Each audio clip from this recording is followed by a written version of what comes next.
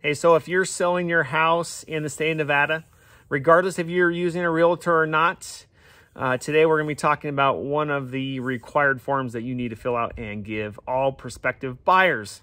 So what form are we talking about? So under the NRS 113 in the state of Nevada, there's a form called the Seller's Real Property Disclosure Form.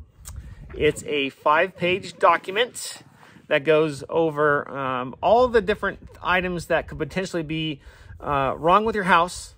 Basically, in the first 2 pages, it's a summary asking you a lot of questions about all the interior of your house, your exterior, and all the components of your house. And if you are a seller, what you need to do is go through this document and truthfully fill it out. Now, if you have an issue in your house that you want to disclose, what we recommend is that you check the box yes, and then on the 3rd page, there is a separate sheet that you need to write a 2 or 3 sentence response to let all prospective buyers know what's wrong with that issue. Now, if you're a seller out there, what we're telling everyone and what we tell our clients is it's better to be safe than sorry. So our motto is disclose, disclose, disclose.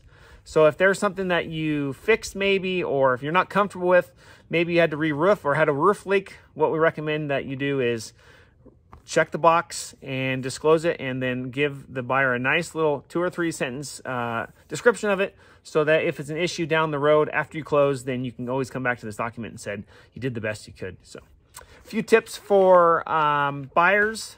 Just keep in mind that this document in the Reno-Sparks area will come with an accepted offer. So if you get your offer accepted, what we have to do under our contract for the Reno-Sparks Association Realtors is deliver that to you, and then you have 4 days to look it over and get it back to the seller.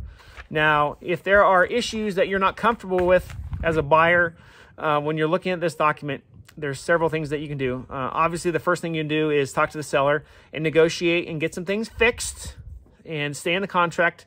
Now, if you're not comfortable with some of the things in there and you don't want to proceed, this is actually one of the ways that you can actually get out of a contract in the state of Nevada and get your earnest money back. So there's several options if you don't, but the most important thing is that you have 4 business days. Make sure that you're working with your realtor, or if you're doing for sale by owner, make sure that you're bird dogging it and get this back from the buyer so that you don't get too far in the contract to find out that they don't want to go through the contract.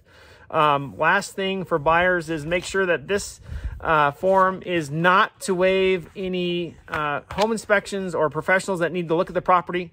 You still need to hire those professionals to make sure that they look throughout the house, and keep in mind that, you know, a lot of sellers don't go underneath their house or don't go in the attic. So there's always something lurking in each house that should be thoroughly investigated by a home inspector. So if you guys have any other questions about this form, or if you're doing it for sale by owner, hit us up and we will do our best to explain it.